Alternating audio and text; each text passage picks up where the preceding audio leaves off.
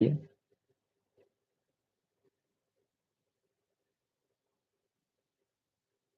Hello.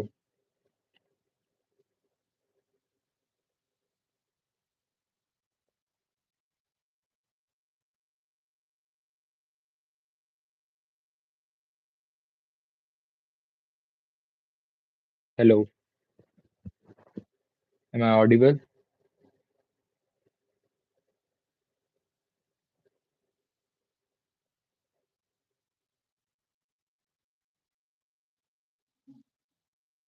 Okay, so let's start.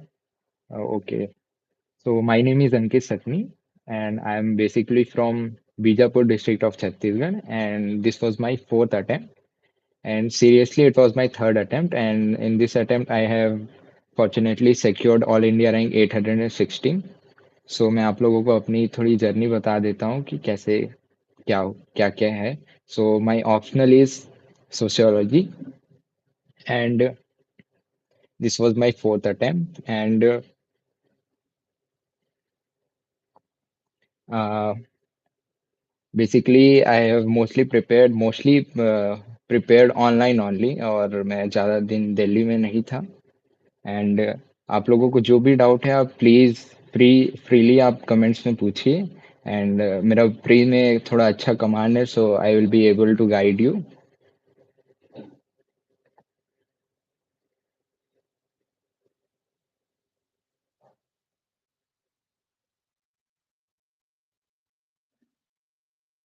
Okay, so मैं अपने बारे में थोड़ा और डिटेल में बता देता हूँ. I have done BTech in electrical and electronics engineering from Bhila Institute of Technology, Durg.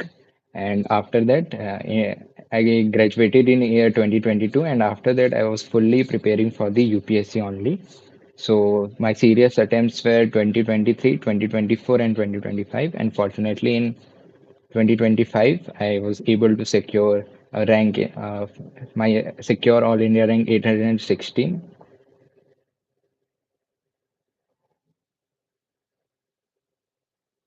Okay, so मैं थोड़ा आप लोगों को प्री का स्ट्रेटेजी बता देता हूँ व्हाट आई फॉलोड, जो मेरे लिए काम किया. सो बेसिकली मैंने स्टैटिक पे अच्छा कमांड बना लिया था. जो स्टैटिक सब्जेक्ट्स हैं, जैसे स्टैटिक सब्जेक्ट्स में पॉलिटी, इकोनॉमी, है ना, उनके बेसिक जो बुक्स हैं, लक्ष्मीकांत, स्पेक्ट्रम, एंशिएंट मेडिवल के जो भी आपके नोट्स होंगे, उनके P Y Qs.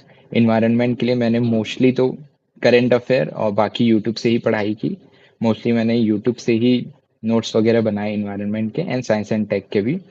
And economy के लिए मैंने स्टडी आईक्यू का एक बुक फॉलो किया था. उसमें जो भी प्रीलिम्स के फैक्ट्स थे, मैंने वो उसके अलग से नोट्स बना लिए थे. And this were my basic books. तो ये बेसिक्स थे, इनका मैंने चार प्री के पहले मोस्टली आपको बेसिकली 4 से 5 बार आपको रिवीजन हर एक बुक का या आपके नोट्स का उसका करना ही पड़ेगा, अदरवाइज आपको मेन प्री एग्जाम में याद नहीं आएगा. And for the current affair I relied on Satyam Jain sir. He used to take all the current affair lectures of each subject. तो मैंने उस पर रिलाई किया था and that was enough. And in 2025 attempt I was able to secure around 115 marks in GS. So I think that was a very really good marks, and this was my basic resources for the prelims paper. And for mains, I took the coaching from mains mentorship program from the Sathi IAS. Civil Sir's classes of Write Smart were really good, which helped me structure the answers and how to develop answer writing aptitude. His courses were really helpful. So, and for sociology, I joined the foundation course of Vikas Ranjan sir, uh, and that was the only resources that I followed. And mostly for optional, I followed the coaching notes only, and not other than any other books. And CSAT के लिए I followed CSAT के लिए I followed the Ankit Tiwari sir's study IQ. The lectures were freely available on YouTube, and that were really helpful. उन्होंने जितने भी PYQs थे, उनके उनके उन्होंने लेक्चर्स बना के सब डाल दिए थे. सो अब हम कमेंट से देख लेते हैं जो भी क्वेश्चंस है. ओके, सो मोटिवेशन मेरे को कहाँ से मिला starting, so I will tell something about that. Basically starting में तो मेरे फादर ने ही मुझे बताया था कि क्या होता है यूपीएससी, कि इससे कहाँ कहाँ जा सकते हैं, कैसे कैसे प्लेटफॉर्म्स मिलते हैं, कौन कौन सी सर्विसेज होती है। एंड ग्रेजुअली मेरा भी इंटरेस्ट जाग गया इस फील्ड में। एंड वहाँ पे मेरे डिस्ट्रिक्ट में जिला पंचायत सीईओ सर थे, राहुल वेंकट सर। मैं उनसे मिला था और उन्होंने ही मेरे को स्टार्टिंग में थोड़ी सी गाइडेंस दी थी, तो आई थिंक मेरे को वहाँ से मोटिवेशन मिला कि कैसे क्या होता है, या कितने बड़े बड़े प्लेटफॉर्म्स में हम जा सकते हैं यूपीएससी के थ्रू। तो ऐसा था मेरा, बाकी ऐसा कोई मेजर मोटिवेशन नहीं, ऐसे ग्रेजुअली ही मेरा इंटरेस्ट जागा था यूपीएससी के लिए। एंड रिवीजन के लिए which is the most important thing, तो बेसिकली 3 to 4 रिवीजन तो कंपलसरी है। अदरवाइज आपको वहाँ पे याद करना वेरी बहुत ज़्यादा डिफिकल्ट हो जाएगा। और अगर आप 4 से 4 to 5 टाइम्स अगर आप रिवाइज कर लेते तो अब जब आप क्वेश्चंस देखोगे तो आपको ऑटोमेटिकली याद आ जाएगा, है ना। तो उसके लिए ज़्यादा स्ट्रेस नहीं लेना है। You have to focus on the revision only. Revision अच्छा होगा तो आपको मेन एग्जाम में बिल्कुल याद आ जाएगा। Okay, solutions to clear forest cut off. So last ये 2025 वाले में मेरा फॉरेस्ट कट ऑफ क्लियर हुआ था। तो फॉरेस्ट के लिए तो आई थिंक आपका एप्टीट्यूड अच्छा होना चाहिए, आपकी गेसिंग पावर अच्छी होनी चाहिए। तो इसके लिए फॉरेस्ट कट ऑफ क्लियर करने के लिए आप लोगों को थोड़ा अटेम्प्ट भी ज़्यादा करना पड़ेगा, तो थोड़ा रिस्की है। तो इसके लिए थोड़ा ध्यान से आप अटेम्प्ट करें। ज़्यादा अटेम्प्ट करने के चक्कर में नेगेटिव ना कर पाएँ, बिकॉज फिर अदरवाइज जो सीएससी का प्रीलिम्स है वो भी डेंजर में आ सकता है। तो फॉरेस्ट के लिए आप मोस्टली आप पीवाईक्यू सॉल्व कीजिए, उनके एप्टीट्यूड को समझिए कि कैसे वो क्वेश्चंस फ्रेम करते हैं, उनके लैंग्वेज को समझिए यूपीएससी के, कि कहाँ पे वो एक्सट्रीम स्टेटमेंट्स में जाते हैं। और एलिमिनेशन टेक्निक तो हमेशा काम आता है, तो एलिमिनेशन टेक्निक पे भी अच्छे से प्रैक्टिस करिए। और टेस्ट देना इज़ वेरी कंपलसरी। तो टेस्ट से ही आप लोगों को आप कहाँ पे स्टैंड करते हो उससे वही वहीं से पता चलेगा। So giving test is very important. और फॉरेस्ट के लिए हमेशा बहुत ज़्यादा रिस्क नहीं लेना है, बिकॉज ज़्यादा अटेम्प्ट करने से नेगेटिव भी हो जाते हैं। बट मेरा तो ऐसा ही था, मेरा एप्टीट्यूड ऐसा था कि मैं मैक्सिमम अटेम्प्ट करता था, मोस्टली 95 के आसपास। And last year I was getting nearly about 115 marks. तो ये मेरा स्ट्रैटेजी था कि थोड़ा ज़्यादा अटेम्प्ट करता था और मेरा गेसिंग पावर अच्छा था। तो गेसिंग पावर के लिए आपको थोड़ा आपकी जो जनरल अवेयरनेस है सराउंडिंग का, और जो थोड़ा ओवरऑल नॉलेज है, थोड़ा ब्रॉड व्यू है, उसको थोड़ा आपको स्ट्रॉन्ग करना पड़ेगा। दैट्स द थिंग, जिससे कि आप थोड़ी ज़्यादा क्वेश्चंस अटेम्प्ट कर पाओ। How to prepare from the beginning. So beginning में देखिए, आई आई वुड सजेस्ट कि कोई कोचिंग अगर आप अफोर्ड कर सकते हैं तो बेसिक डेफिनेटली आप उसको ऑप्ट करिए, बिकॉज आजकल सारी चीज़ें ऑनलाइन अवेलेबल हैं। बहुत सारे अफोर्डेबल कोर्सेज हैं, 20,000, 25, 15,000 के आसपास। सो जस्ट इनरोल इन दी कोचिंग्स। उससे क्या है, आपको थोड़ा इनिशियल लेक्चर्स और इनिशियल गाइडेंस मिल जाएगी। बाकी मोस्टली तो सेल्फ स्टडी ही होता है। मोस्टली आपको सेल्फ स्टडी से ही आपका जो भी आउटपुट आएगा उससे ही होता है। बट स्टार्टिंग में आप अगर करते हो तो कोचिंग ज्वाइन कर सकते हो। अगर आप नहीं भी करते हो तो यूट्यूब में सारी चीज़ें अवेलेबल हैं। कुछ कुछ यूट्यूब चैनल्स हैं जिस पे बहुत सारी चीज़ें अवेलेबल, जैसे पीवाईक्यू की सारी सीरीज़ शिविन चौधरी सर के यूट्यूब चैनल पे अवेलेबल है। और भी एक हर्षित द्विवेदी सर हैं, उन पे मॉडर्न हिस्ट्री के सारे लेक्चर्स पड़े हुए हैं। इकोनॉमी के लिए सत्यम सर के जितने भी एक क्वेश्चंस एमसीक्यू क्वेश्चंस वाले सीरीज़ हैं वो पड़े हुए हैं। बहुत सारे यूट्यूब चैनल्स हैं जो फ्रीली प्रोवाइड करें, जिसका आप बिल्कुल फ़ायदा उठा सकते हैं। एंड बिगिनिंग में the most important thing is you have to decide your optional. वही गेम चेंजर है, वही आपको सिलेक्शन दिलवाएगा।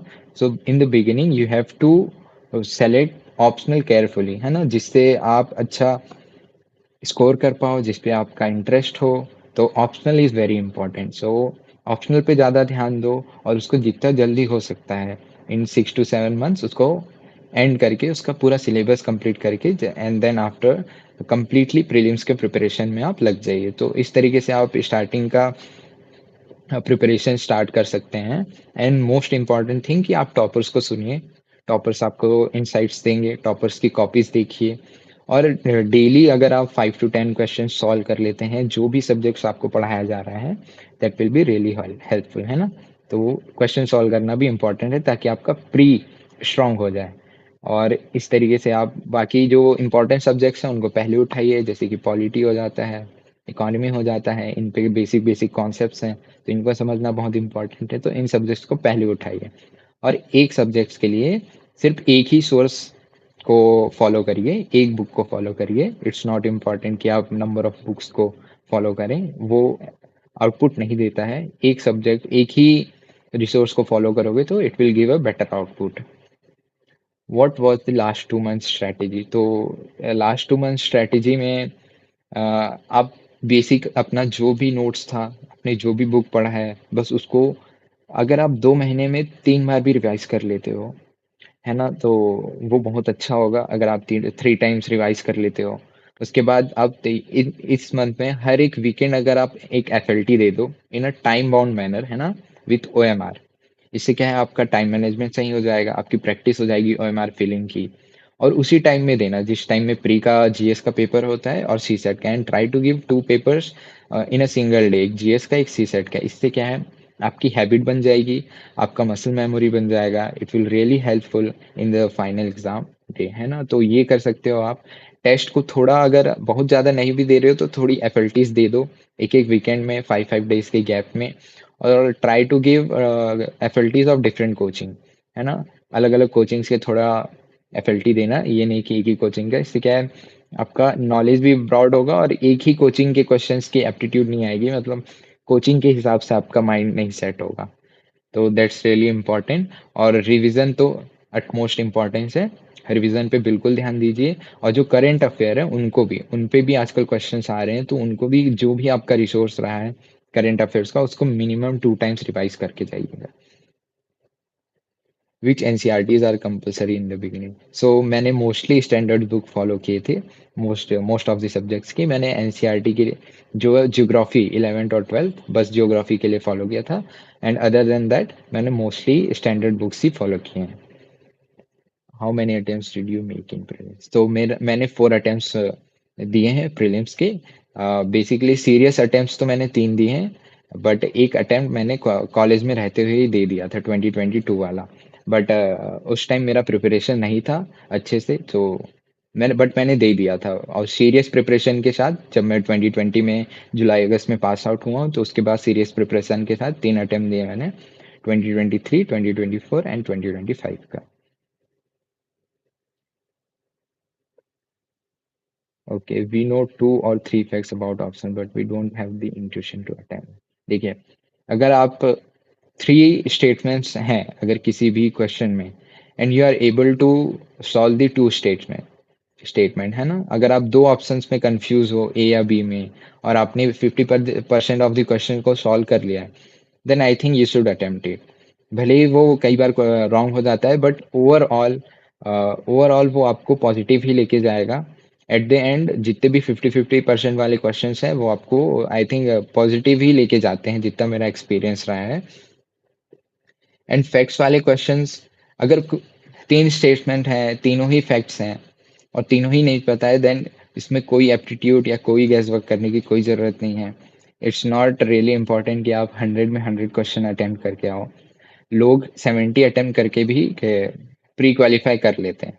तो आप अपना स्ट्रेंथ और वीकनेस को जानना है। That's why it is very important कि आप अपना एप्टीट्यूड जानें, अपने स्ट्रेंथ, आपका जो भी स्ट्रेंथ, जो भी जिन भी सब्जेक्ट्स में आप स्ट्रांग हो उनको जानें, ताकि जब आप भी गेस वर्क करें तो उन्हीं सब्जेक्ट्स के क्वेश्चन में करें। ये नहीं कि जिसमें आप वीक हैं उसके क्वेश्चंस में आप गेस वर्क कर रहे हो, है ना। Okay, my first. So answer writing के बारे में हम थोड़ा सा देख लेते हैं। सो बेसिकली जब मैं 2023 का मेरा प्रीलिम्स नहीं हो पाया था, so after that I started practicing the answers. And mostly मैंने ऑप्शनल के ही किए थे। मोस्टली ऑप्शनल क्या किया था मैंने, पीवाईक्यू का जो मॉडल आंसर वाला एक बुक होता है सोशियोलॉजी का, क्रॉनिकल्स का, मैंने वो ऑर्डर कर लिया था। उतना ज़्यादा अच्छा आंसर्स नहीं होता था, बट ठीक है, थोड़ा नॉलेज मिल जाता था, थोड़ा कंटेंट मिल जाता था। एंड टॉपर्स के कॉपीज में डाउनलोड करके रखता था। तो मैंने बेसिकली 2023 के बाद एक सीरियस आंसर राइटिंग स्टार्ट किया था। एंड मेरे को गाइडेंस भी ठीक मिल गया था। सिविन सर का जो भी राइट स्मार्ट का कोर्स था वो बहुत हेल्पफुल था। पॉइंट्स जनरेट करने में, डिफरेंट डिफरेंट डायमेंशंस जनरेट करने में। तो ये था मेरा। बट मैंने मेंस के पहले 50 to 60% अपना आंसर राइटिंग का जो भी है वो मैंने कंप्लीट कर लिया था। And because of that only 2024 के अटेम्प्ट में मैं इंटरव्यू तक गया था, but I miss the final list by 9 marks. So this was my second interview 2025 वाला। सो मेरा आंसर राइटिंग ठीक था in the previous attempt too, है ना। तो मेरा क्लियर हो गया था मीन्स, इंटरव्यू में मेरा फाइनल लिस्ट रुक गया था।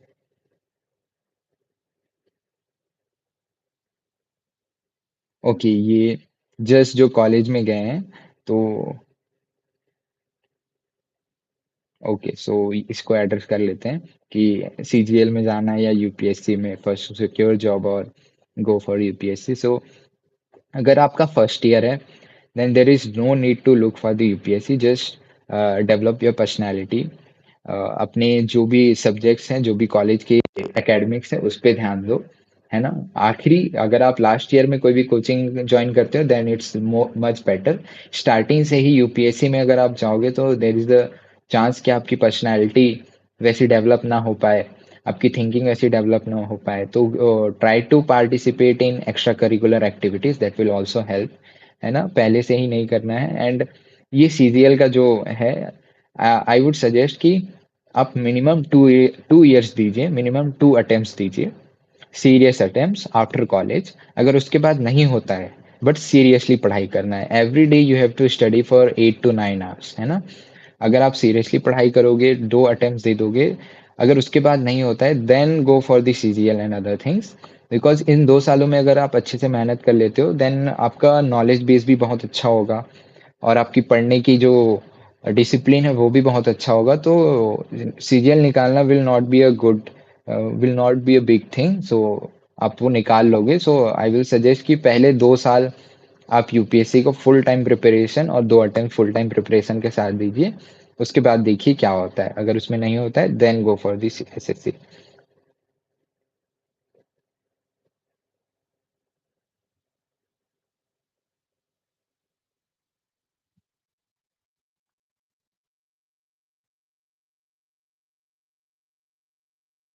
ओके, सो ऑनलाइन कोचिंग जो है, देयर इज अ क्वेश्चन कि हमें पूरा रिलाई करना है या नहीं। देखिए, अगर आप ऑनलाइन कोचिंग ज्वाइन कर लेते हैं then it's good, but it's not important कि आप पूरा उन पे रिलाई करें। यूट्यूब्स पे भी बहुत अच्छे अच्छे टीचर्स हैं, उनको भी डेली सुनते रहिए। जैसे कि सत्यम जैन सर हैं, शिविन चौधरी सर हैं, तो मुदित जैन सर हैं, इनको डेली सुनते रहिए, इनके लेक्चर्स आते हैं। इवन वाजीरामन रवि का डेली एडिटोरियल एक्सप्लेनेशन आता है, जब भी आपका फ्री टाइम है आप उसको सुन सकते हैं। So not to rely completely on whichever the coaching you have enrolled, but आप थोड़ा डाइवर्सिफाई करते रहिए, different different teachers, different different toppers, उनको सुनते रहिए, ताकि आपका भी जो भी पर्सपेक्टिव है, जो भी इंसाइट्स है वो ब्रॉड हो और वो आपको ज़्यादा हेल्प करेगा।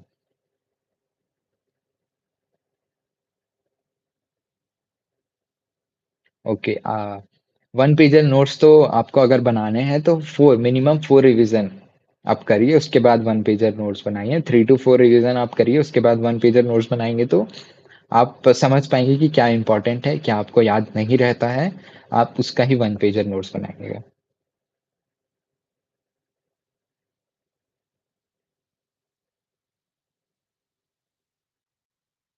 Okay, is it necessary to have post graduation level in optional? No, it's not. Level तो चाहिए, बेसिक ग्रेजुएशन लेवल चाहिए, but not a post graduation level, है ना। और इसमें जरूरी नहीं है कि जिसमें आप ग्रेजुएशन किए हो वो ही सब्जेक्ट आप ऑप्शनल में ऑप्ट कर सकते हो, ऐसा नहीं है। जितने भी लिस्ट हैं, अगर अगर आप इंजीनियर हो तो भी कोई से भी सब्जेक्ट्स, मेडिसिन, ह्यूमैनिटीज के सब्जेक्ट्स, ये सब ऑप्ट कर सकते हो। मैं खुद इंजीनियरिंग बैकग्राउंड से हूँ and I opted the sociology as my optional. Okay, my medium was English. How many?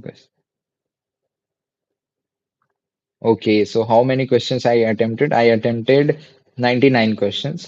Uh, and I was scoring about 115 marks.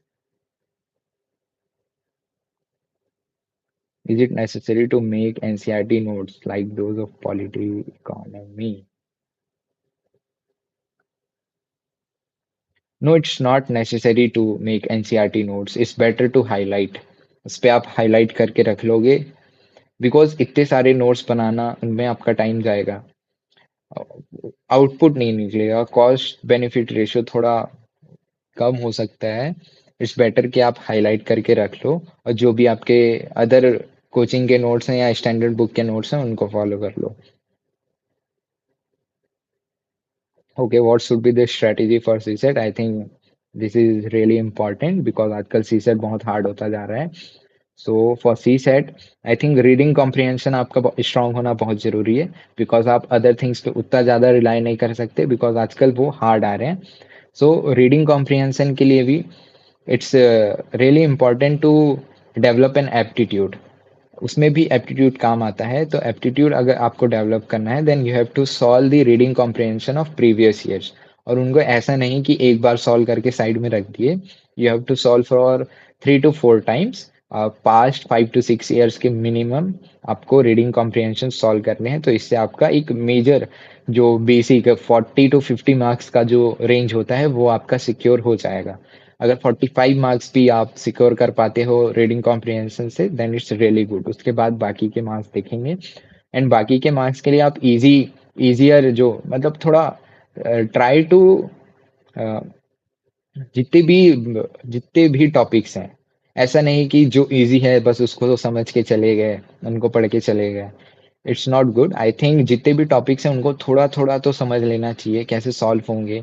इसलिए मैंने अंकित तिवारी सर, उनका सारा स्टडी आईक्यू में पूरा सीरीज डला हुआ है पूरे पीप आईक्यू का। बहुत ही बेसिक और बहुत ही हिंदी है, बहुत ही बेसिक और हिंदी लैंग्वेज में वो समझाते हैं, so it's really easy to understand. तो आप वहाँ से हेल्प ले सकते हो।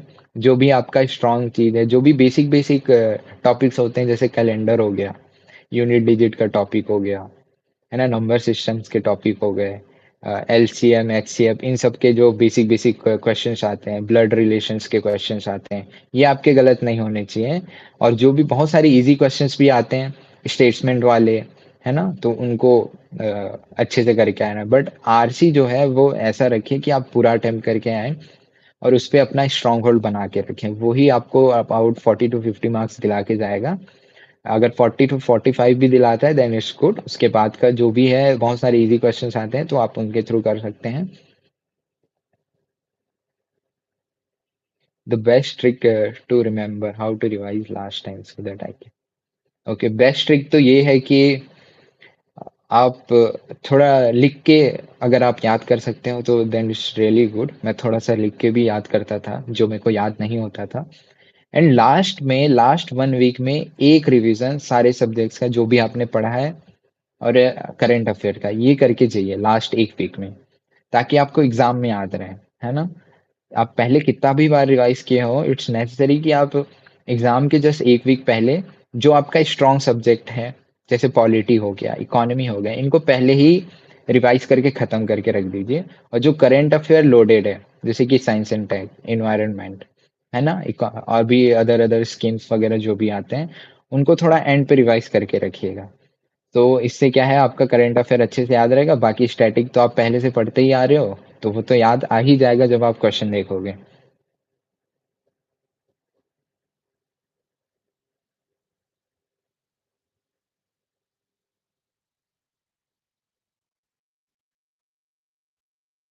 Okay, the most common mistakes. What are the most common mistakes that beginners do?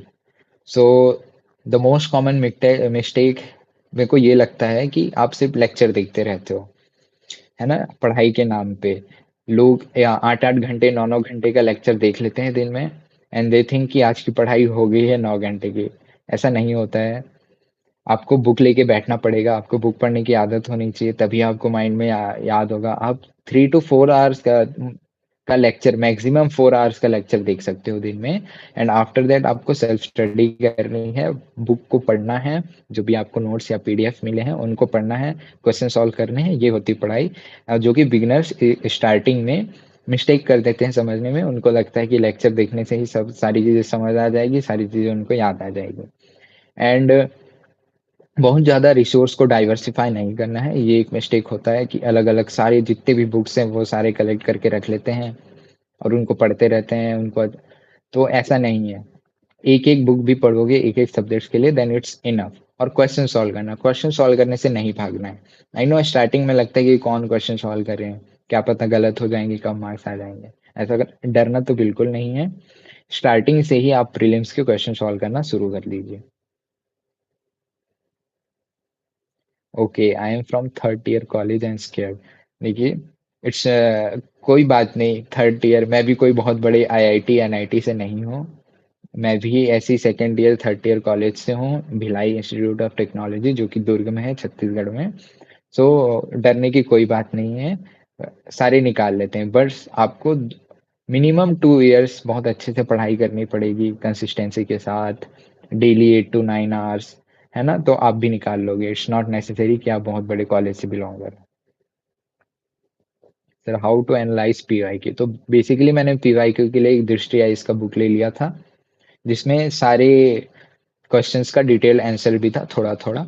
तो मैं उससे पढ़ता था, उसमें जो भी इंफॉर्मेशन मेरे को मिलता था मैं उसको हाईलाइट करके रख लेता था, तो वो भी मेरा एक सोर्स था पीवाईक्यू का।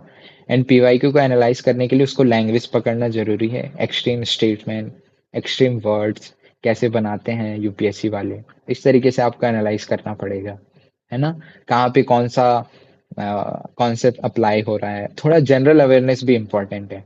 जैसे मैं एक पीवाईक्यू का क्वेश्चन देख रहा था कि इन्वायरमेंटली सस्टेनेबल रोड्स बनाने के लिए रूरल एरिया में कौन कौन से प्रोडक्ट्स यूज हो रहे हैं, तो उसमें से एक ऑप्शन था पोर्टलैंड सीमेंट। तो पोर्टलैंड सीमेंट तो एक conventional way of road construction है, तो उसको कैसे इन्वायरमेंटली सस्टेनेबल होगा वो, है ना? बट वो एक ऑप्शन था, तो आपको थोड़ा जनरल अवेयरनेस बढ़ा रखना है, थोड़ा ब्रॉड माइंडसेट रखना है कि ये तो कन्वेंशनल है, ये तो उतना ज़्यादा इन्वायरमेंटली सस्टेनेबल नहीं है, इसमें बहुत सारी पॉल्यूशन भी जनरेट हो रहा है। तो ऐसे करके आपको उसको एलिमिनेट करना पड़ेगा। PubAd versus sociology, what is that? तो मैंने तो पबेड कभी पढ़ा नहीं है, I don't know what are the topics और कैसे कैसे क्या, कौन कौन से थिंकर क्या क्या हैं। सो मेरे लिए तो sociology is my favourite subject. उसमें जो थिंकर्स हैं, जो व्यू पॉइंट हमें समझ आता है सोसाइटी को समझने का, तो मेरे लिए तो sociology will be best. But मैं ये नहीं कहूँगा कि पवेड ऐसा है वैसा है। पवेड इज ऑल्सो गुड, उससे भी बहुत सारे टॉपर्स निकलते हैं। आपका जो पर्सनल इंटरेस्ट है आप उस पे जाइए, क्योंकि ये दोनों ही ऑप्शनल स्कोरिंग है और दोनों से ही बहुत सारे टॉपर्स निकलते हैं। तो ऐसा नहीं कि आप किसी और का सुने, आप अपना इंटरेस्ट देखें और ऑप्ट करिए जो भी है। व्हाट सर्विसेज यू अलॉटेड, अभी तक तो सर्विस अलोकेशन नहीं आई है, तो अभी पता नहीं।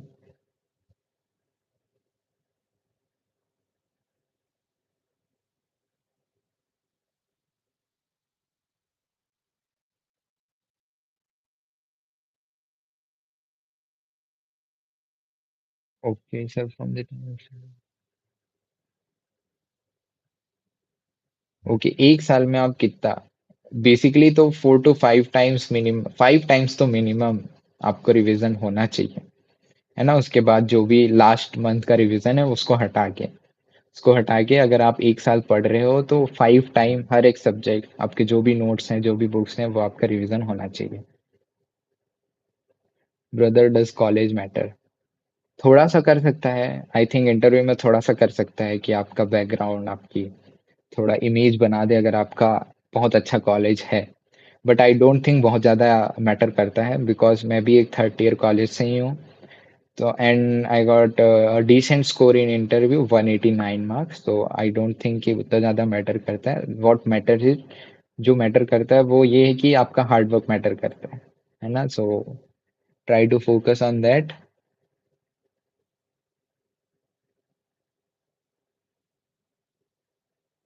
इन्वायरमेंट एंड इकोलॉजी के लिए रिसोर्स तो मोस्टली मैंने तो ये यूट्यूब से ही पढ़ा है, उससे ही नोट्स बनाए हैं। ये मोस्टली आपको इन्वायरमेंट का, तो आपको जितने भी स्पीसीज हैं और जो भी मैपिंग है वो सबसे इम्पोर्टेंट है, तो ये आपको करंट अफेयर से मिलेगा।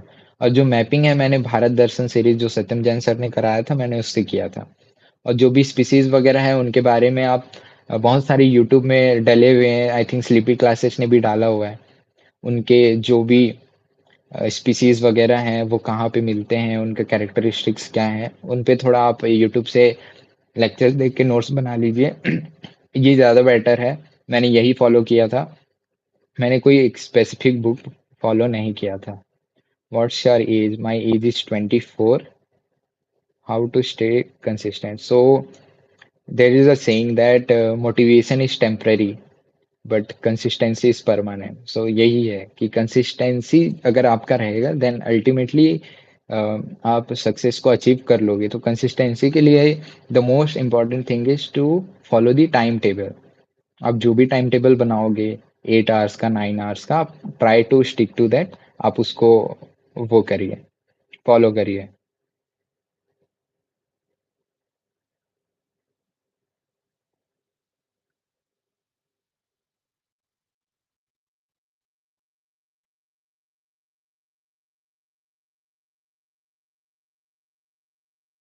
सोशियोलॉजी रिसोर्स तो मैंने मोस्टली विकास रंजन सर के क्लासेस लिए थे, तो वहां से मैंने अपने नोट्स बनाए हैं। How to use topper copy?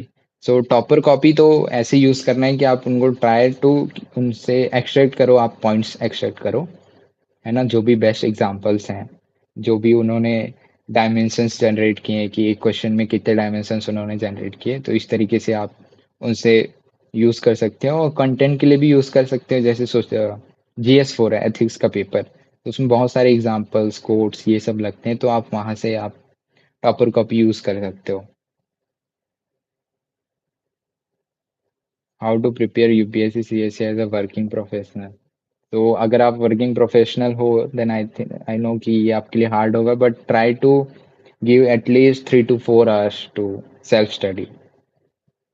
ज़्यादा लेक्चर्स पे ध्यान नहीं, सेल्फ स्टडी पे ज़्यादा ध्यान देना, that will be better.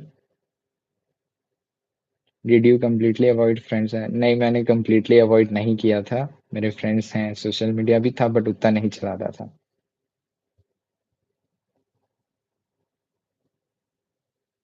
Okay, जो जीएस पेपर में जो आंसर राइटिंग है, तो वो सिंपल लैंग्वेज में होना चाहिए। आई थिंक वो ज़्यादा स्कोरिंग होता है। सिंपल लैंग्वेज से ज़्यादा अच्छे मार्क्स मिल जाते हैं। When did you start your exam preparation?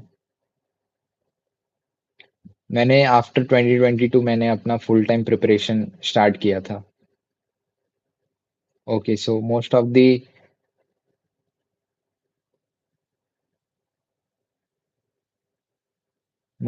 Doubts तो हो गए हैं। Source of polity for mains? तो मेंस के लिए पॉलिटी के लिए मैंने माथुर सर एक हैं, GS2 पढ़ाते हैं, आई थिंक उनका नाम थोड़ा मैं भूल रहा हूँ। उनके नोट्स मैंने हल्के से यूज़ किए थे। एंड मोस्टली मैंने जो भी सारथी आईएएस मैंने ज्वाइन किया था, मेंस मेंटरशिप प्रोग्राम, तो उसमें मेरे को कंटेंट मिला था वो। और सत्यम जैन का भी मैंने ज्वाइन किया हुआ था, सत्यम जैन सर का, तो उसके कंटेंट मैंने यूज़ किए।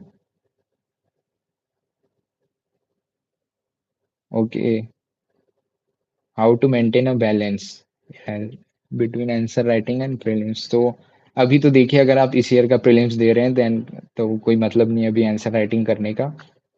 बट अगर आप नेक्स्ट ईयर का प्रीलिम्स दे रहे हो then there is a time. आप 5 मंथ्स मिनिमम, अभी से 5 to 6 मंथ्स आप आंसर राइटिंग को दे सकते हो। और डेली 10 क्वेश्चंस भी एमसीक्यू के सॉल्व कर लिए, that's enough. But 5 to 6 month आने वाले, उसमें आप आंसर राइटिंग को अच्छे से फोकस करिए।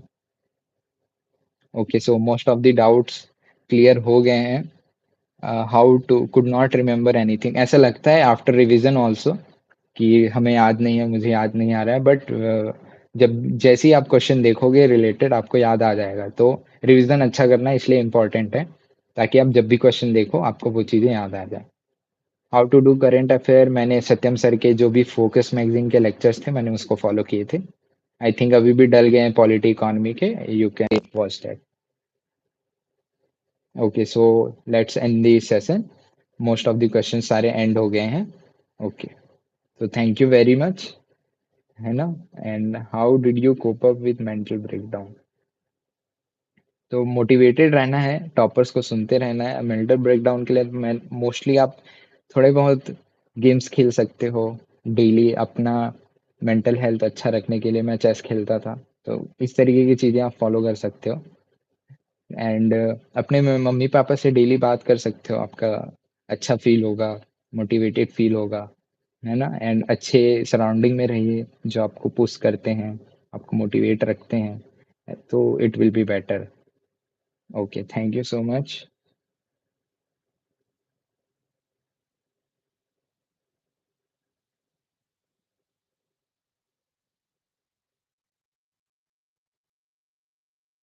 ओके, सो एक लास्ट क्वेश्चन देख लेते हैं कि ड्यूरिंग आफ्टर 4 लाइन्स हमें याद नहीं आता। That's why it's important to generate answer writing aptitude, कि आप पहले इंट्रो के लिए 3 से 4 लाइन्स आपको तो याद होनी ही चाहिए, बेसिक जो भी इंट्रो है।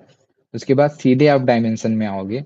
सीधे डायमेंशन में आते ही आप उसका हेडिंग बनाओगे और उसको बॉक्स में बॉक्स बना दोगे उसके हेडिंग में। एंड आफ्टर दैट आप डायमेंशंस जनरेट करोगे जितने भी उस टॉपिक पे है, डिफरेंट डिफरेंट डायमेंशंस में एक एक पॉइंट आप लिख सकते हो, है ना।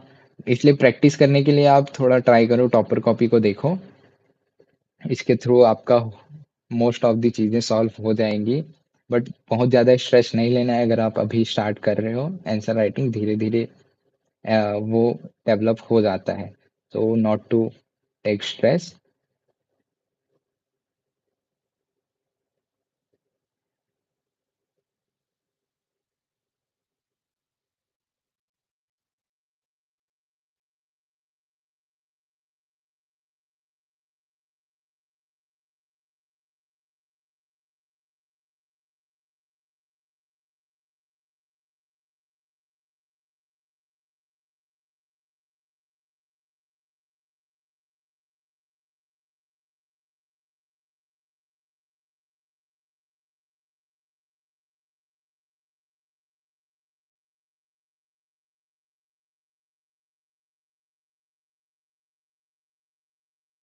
Okay, so thank you very much. Session end करते हैं।